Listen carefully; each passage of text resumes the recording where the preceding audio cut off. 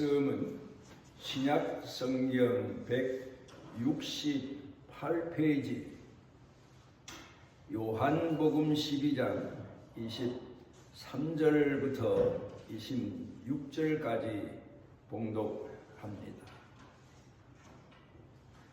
예수께서 대답하여 이르시되 인자가 영광을 얻을 때가 왔도다. 내가 진실로 진실로 너희에게 이르노니 한 알의 밀이 땅에 떨어져 죽지 아니하면 한 알 그대로 있고 죽으면 많은 열매를 맺느니라. 자기의 생명을 사랑하는 자는 잃어버릴 것이요 이 세상에서 자기의 생명을 미워하는 자는 영생하도록 보존하리라.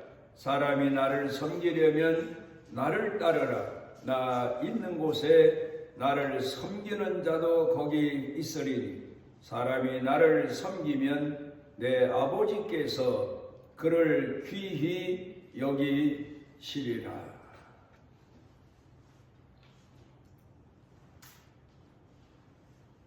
한 집안에 며느리가 시집을 옵니다.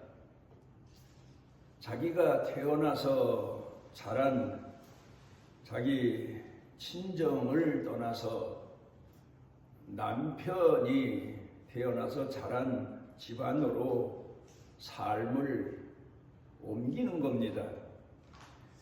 와서 새로운 며느리가 언제쯤 그 집안 사람이 될까? 물론 법적으로 보면 결혼식하고 남편하고 같이 살면서 그 집 사람이 되긴 했지만 그의 삶이 완전히 남편 집안 사람이 되어 가기 위해서는 시간도 필요하지만 그것보다 더 중요한 것은 마음을 쏟아서 그 집안을 위해서 헌신하면서부터입니다. 헌신하고 희생하고 고생하고 낮아지고 어려운 시련 역경을 겪으면서 자녀도 양육하고 그러면서 어느 때부턴가 그 새로 시집 온 새댁이 남편 집안의 한 사람으로 존재하게 되고 살아가게 되고 사람들로부터 인정을 받고 그 집안 사람의 어찌 보면 대표자가 되기까지 합니다. 이를 놓고 우리가 생각해 보면 시집 온 며느리가 그 시집의 사람이 되기 위해서는 낮아짐도 고생도 아픔도 헌신도 희생도 겪은 열매요 결과다. 그렇게 생각이 되어집니다. 근간에는 물론 그렇지 않은 사람도 많지만 사회의 영향을 받아서 참 우리나라가 사회적으로 많은 변화를 겪으면서 성숙 과정을 거쳐가게 되는데 그게 바로 뭔가 하면 동등이라고 하는 이제 권리, 인권 이런 얘기입니다만은 물론 하나님을 공경하는 사람들로서 그 말 자체가 나쁘다. 그건 성경적이 아니다. 그 말은 아닙니다. 그러나 중요한 것은 이 이야기가 나오기 시작한 그 뿌리를 찾아가 보면 공산주의 이데올로기에서 나왔다고 하는 사실을 우리가 기억해야 됩니다. 평등,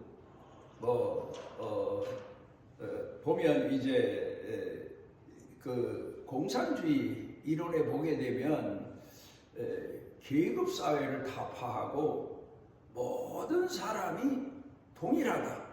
뭐 그런 의미에서 뭐 가깝게 우리나라 북한에만 봐도 모든 사람을 동무로 호칭합니다.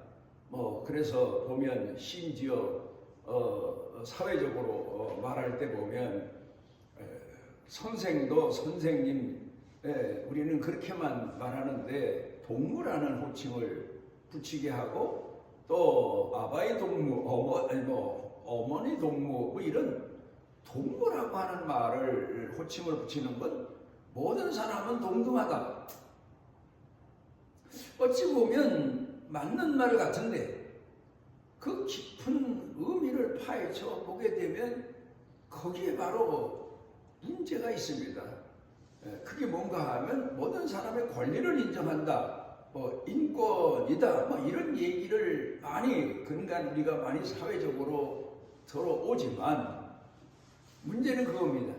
그런 식으로 가정생활을 시작하게 되면 과연 예를 들어서 시집온 며느리가 그 식구 한 사람이 되기까지 그 시집의 사람이 되기까지의 과정을 놓고 생각해 보면 불화도 많이 겪게 될 거고 문제도 많이 겪게 될 거고 이런 걸 생각해 보면 자기 자신을 낮추고 시집 식구들을 높이고 귀히 여기고 존중하고 마음에 안 맞는 것도 마음에 받아들이고 이런 과정을 거치면서 비로소 그 시집온 시댁의 한 사람이 되어가고 또 마지막엔 그 집안의 조상까지 되어가는 그런 과정을 생각해 보면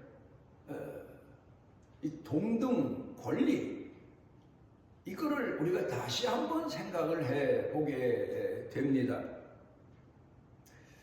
그래서 사람을 살아갈 때 가장 중요한 것은 누구를 대할 때에 너와 나는 동일하다, 동등하다. 물론 어떤 인권적인 문제에 대해서는 동일하다고 할 수 있겠지만 그 사람과 하나가 되기 위해서는 동등한 권리를 가지고 주장하게 되면 평생토록 하나가 될 수 없다는 사실. 누군가가 낮아져야 되고 누군가가 섬김의 마음을 가져야 되고 섬김의 생활을 하면서 비로소 둘이 하나가 되는 거지. 그렇다고 한 사람은 독불장군 섬김만 받고 대접만 받고 높임만 받고 그 얘기는 아니지만 그렇다 손 치더라도 누군가 섬기려는 마음, 물론 두 사람 다 서로 소중히 여기는 마음, 섬기려는 마음, 남편 되는 사람도 시집온 자기 아내 되는 사람에게 그를 존중히 여겨주고 섬겨주고 그를 귀히 여겨주고 그러므로 둘이 하나 된다는 사실을 우리는 잊어서는 안 됩니다. 그래서 미국에서 유명한 케네디 대통령이 얘기한 중에 유명한 얘기가 국가가 국민을 위해서 무엇을 해줄 것인가를 생각하지 말고 국민이 국가를 위해서 무엇인가를 위해 생각하는 것이 진정한 민주주의다. 그렇게 말했습니다. 민주주의가 뿌리내리기 위해서는 민주주의가 이 땅에서 유지되기 위해서는 자기 자신이 낮아지면서 국가를 섬길 줄 알고 국가를 귀히 여길 줄 아는 거기에 진정한 민주주의 꽃이 피게 된다. 그런 연설한 이야기가 생각납니다. 참 그게 민주주의 국가를 이루고 있는 나라에서는 그 이야기를 오래도록 기억하고 그리고 생각해 보고 살아가고 있습니다. 공산주의에서 말하는 걸 보면 말로는 이론으로는 평등을 주장하고 말하고 가르치는데 과연 사람들 생활 가운데서 실질적으로 평등 권리 주장하는 그 사회의 현실은 참 불행하기 짝이 없고 싸움, 다툼, 감시 이런 일만 비제한 겁니다.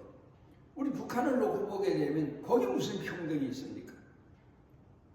말은 동무, 말은 평등 그렇게 얘기하지만 실제로 평등이라고 하는 것이 그 사회에 존재하느냐 하는 겁니다.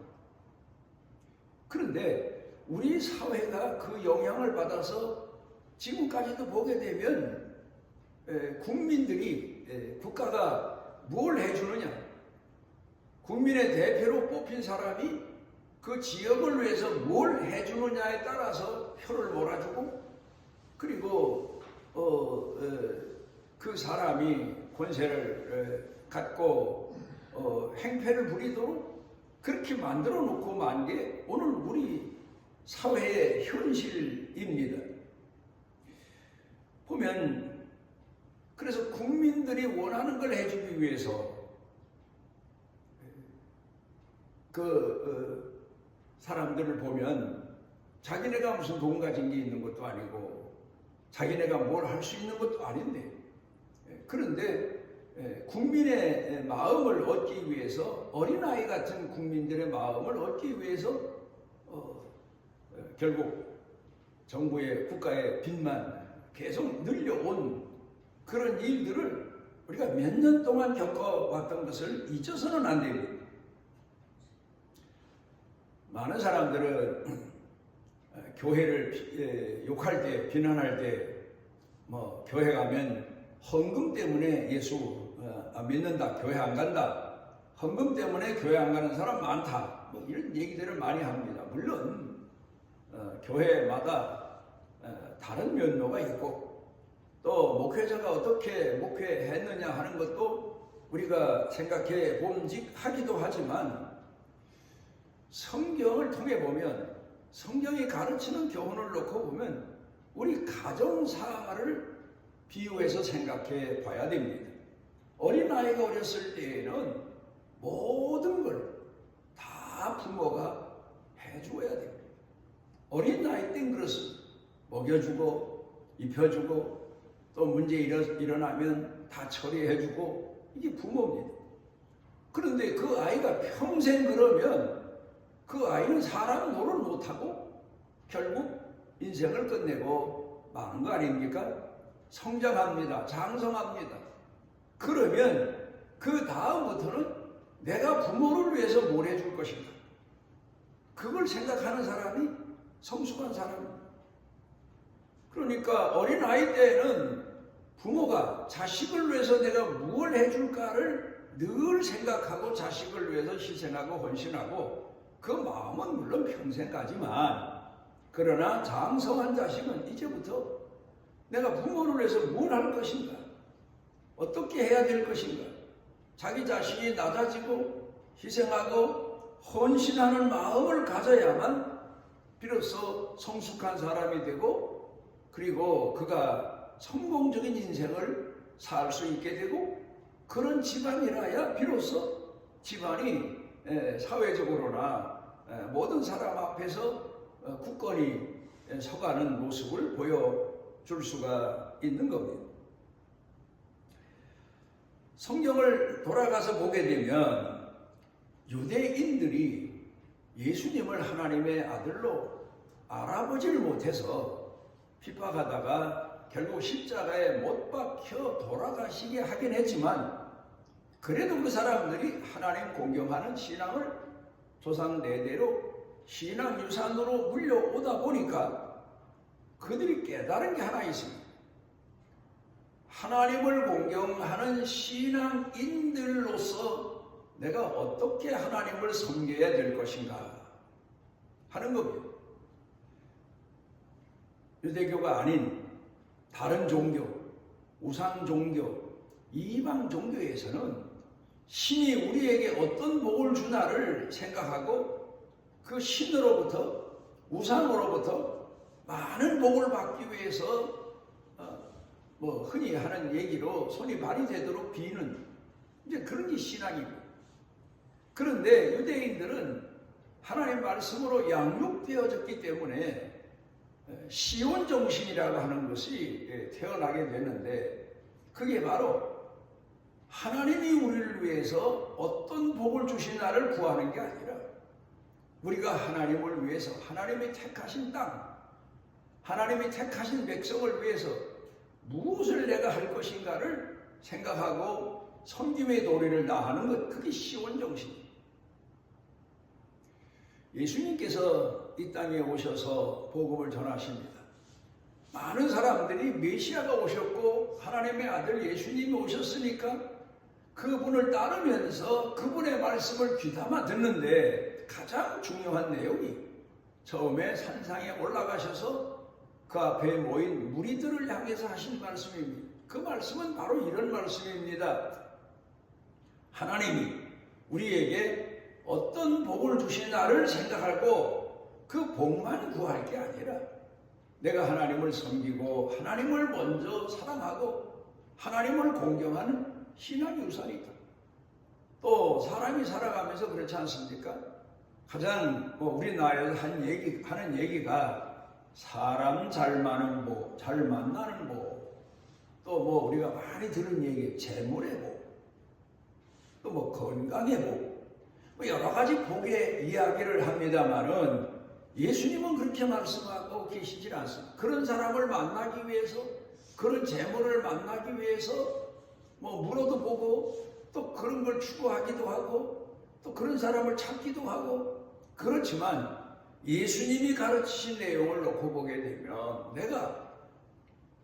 내게 복된 사람을 만나기 위해서 찾기보다 내가 복된 사람이 되어서 남을 만나주는 것, 내가 요긴한 사람이 되어서 남을 만나주는 것, 그게 하나님을 공경하는 신앙인의 자세다. 깊이 생각해보면 내가 헌신할 줄 알고 내 자신이 낮아질 줄 알고 내 자신이 희생할 줄 아는 그런 정신과 훈련된 신앙인이 돼야 비로소 하나님을 잘 공경하는 거요, 계명을 지키는 자요, 이웃을 사랑하는 사람이다. 그런 뜻의 말씀을 하시고 계십니다.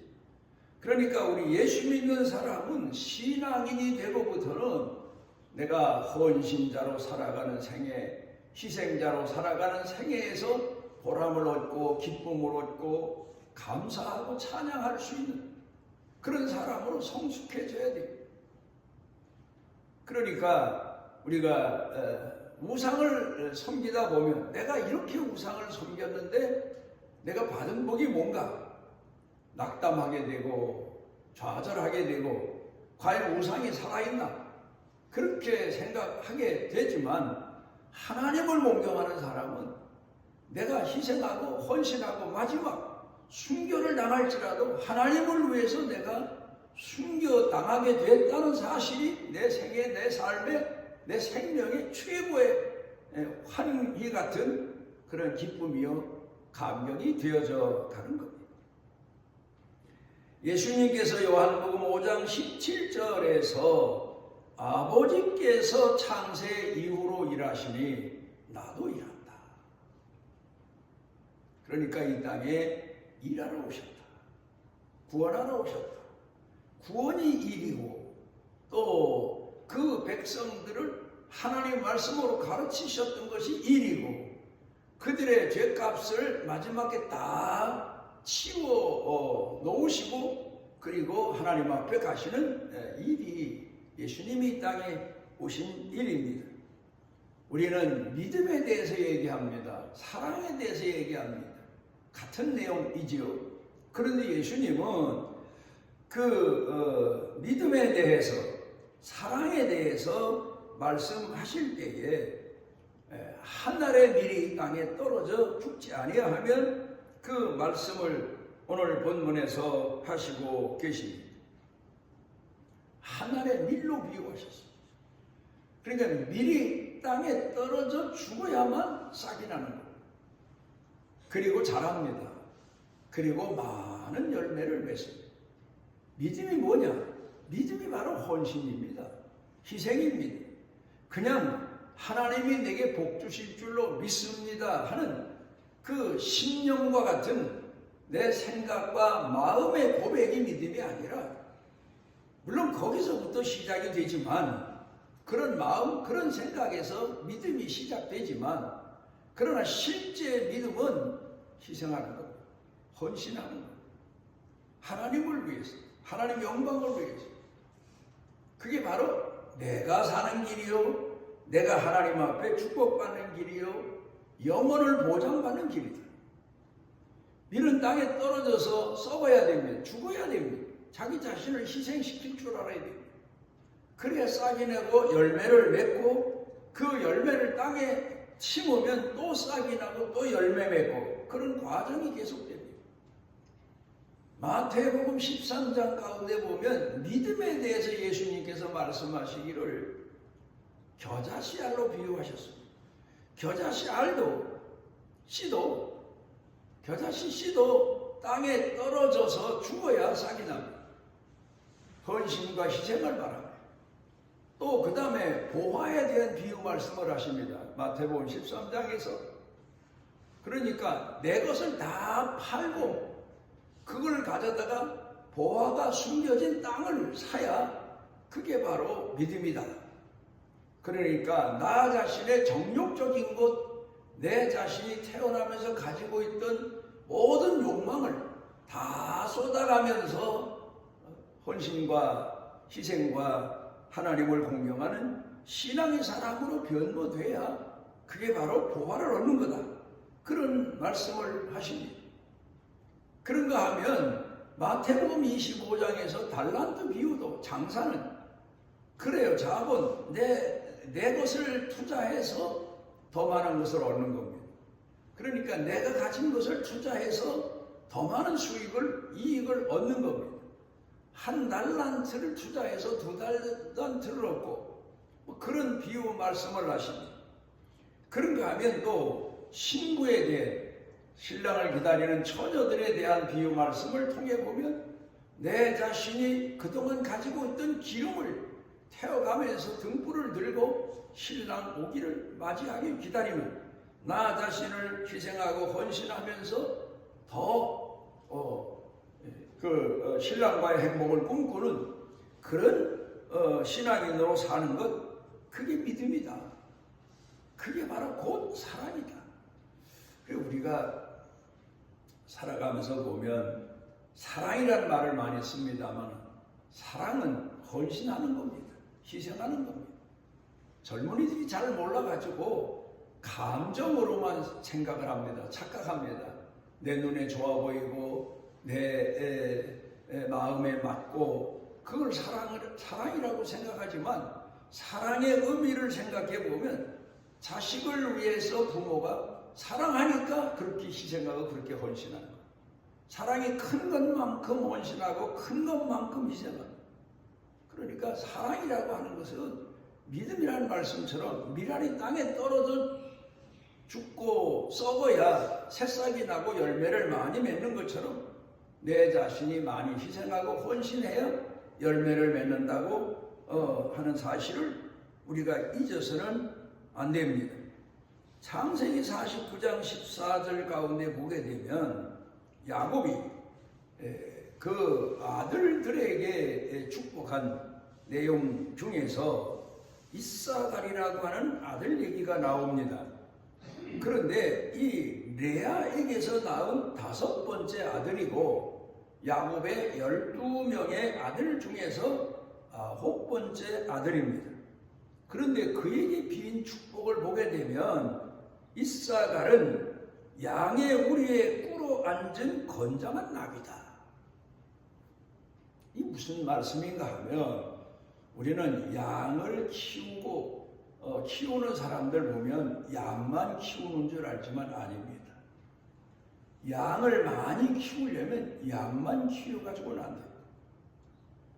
그러니까 이 말씀은 나귀로, 양의 우리에 꿇어 앉은 나귀.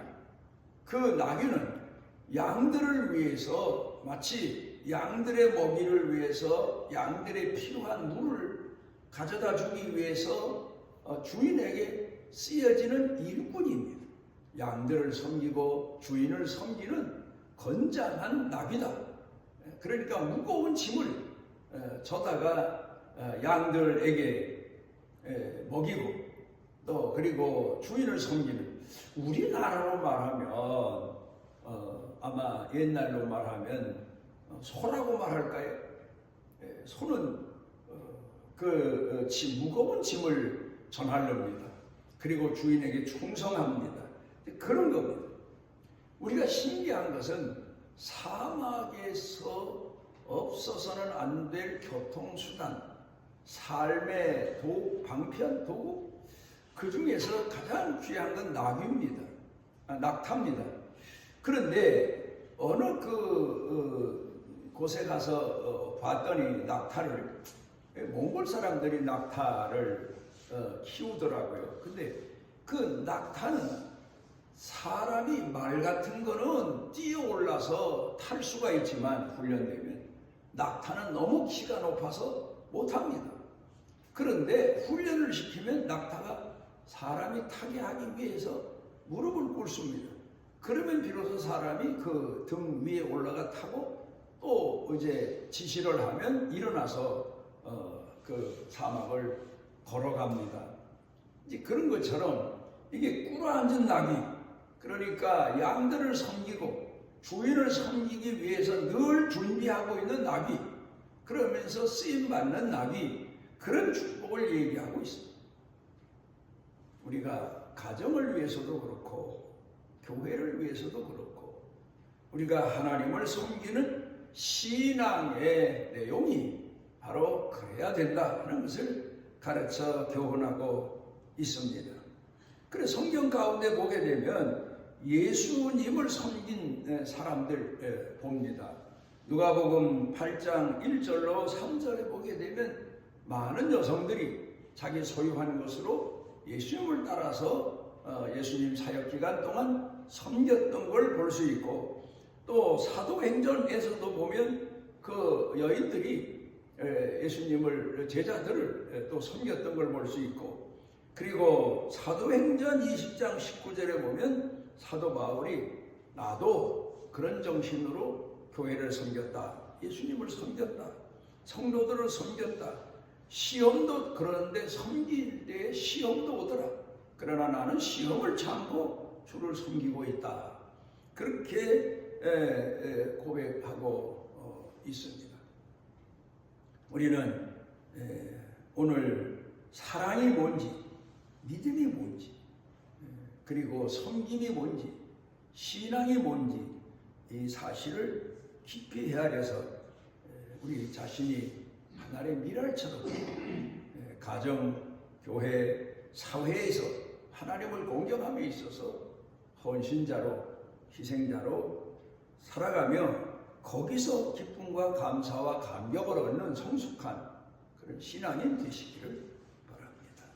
우리를 사랑하셔서 주 앞에 모아주시는 하나님, 우리가 어린 아이 같은 마음을 가지고 아직도 우리가 하나님을 공경하며 하나님께서 우리의 죄값을 위하여 아들까지 내어주셨는데도 세속적으로 우리 인간의 욕망을 채우기 위해서 불평한 적도 많은 죄를 회개합니다. 이제 우리가 그 은혜를 가슴에 안고 그 사랑을 가슴에 안고 더욱더 낮아지고 헌신하고 또 하나님을 사랑하는 것처럼 다른 사람들을 사랑하는 그런 마음으로 살아가는 그런 축복의 은혜를 더하시옵소서. 예수님 이름으로 기도드리옵나이다. 하나님 여호와께서 그 날개 아래 보호를 받으러 온 내게 온전한 상 주시기를 원하노라.